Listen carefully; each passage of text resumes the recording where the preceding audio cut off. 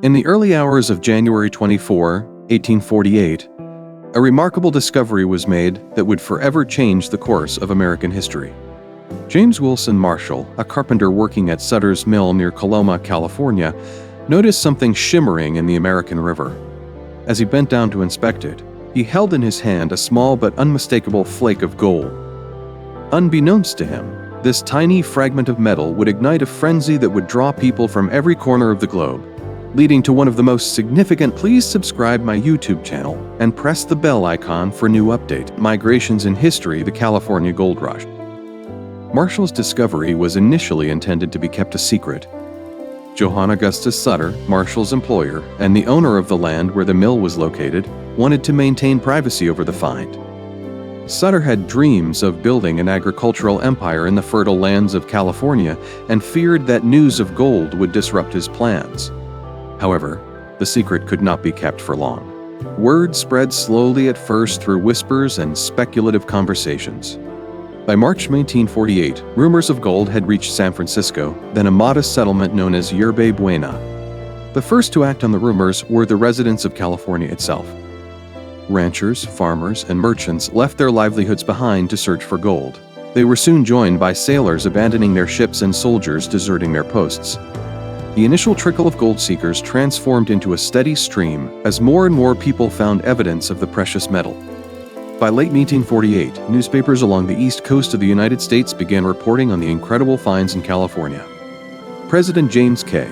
Polk himself confirmed the reports in a speech to Congress, further legitimizing the rumors and sparking an international rush to the west. What followed was an unprecedented migration of humanity. In 1849, tens of thousands of people embarked on the arduous journey to California. These early adventurers, later known as the 49ers, came by land and sea, braving harsh conditions and perilous routes.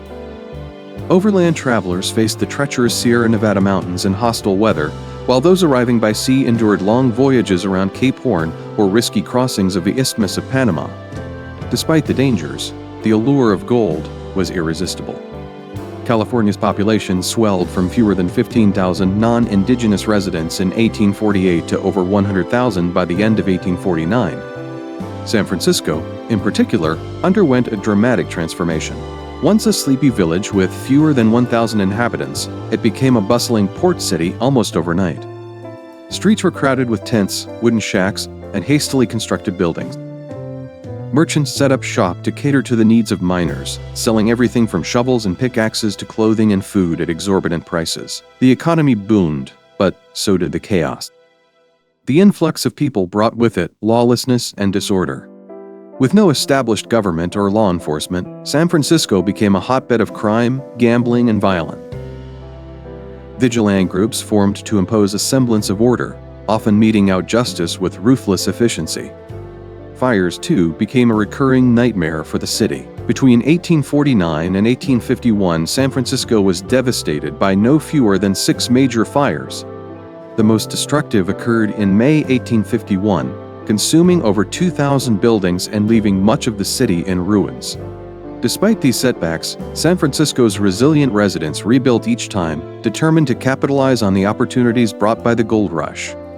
The Goldfields themselves were scenes of both hope and hardship. Mining camps sprang up along rivers and streams throughout Northern California, each one a microcosm of diverse humanity.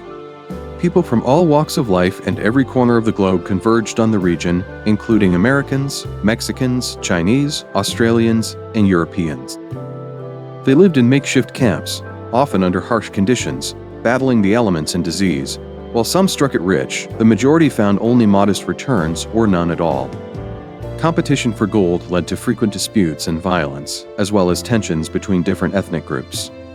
Native American populations, already decimated by disease and displacement, suffered further as their lands were overrun and their way of life destroyed. As the years went on, mining techniques evolved. The simple method of panning for gold in rivers gave way to more complex and destructive techniques like hydraulic mining, which used high-pressure water jets to dislodge gold from hillsides. While these methods increased yields, they also caused significant environmental damage, scarring the landscape and polluting waterways. By the mid-1850s, The easily accessible gold deposits had been largely exhausted, and many prospectors moved on to other opportunities or returned home. The California gold rush left an indelible mark on the state and the nation.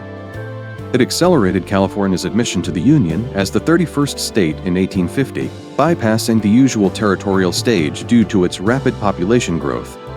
The rush also cemented San Francisco's status as a major port and commercial hub, laying the foundation for its future as one of the most dynamic cities in the world. Beyond the economic and demographic changes, the gold rush embodied the spirit of adventure and opportunity that came to define the American West. Yet, the gold rush was not without its costs. Indigenous peoples were pushed to the brink of extinction through violence, displacement, and disease. The environment suffered irreparable harm, with rivers diverted, forests cleared, and hillsides eroded. The legacy of the gold rush is a complex tapestry of triumph and tragedy, innovation and exploitation. In the years following the gold rush, California continued to grow and evolve. San Francisco rebuilt from its ashes, each fire shaping the city's character and resilience. The lessons of a gold rush echoed through subsequent booms and busts, from the railroad expansion to the tech industry of the 20th and 21st centuries. But the story of those early days, when a handful of gold flakes set the world ablaze, remains one of the most compelling chapters in the history of the American frontier.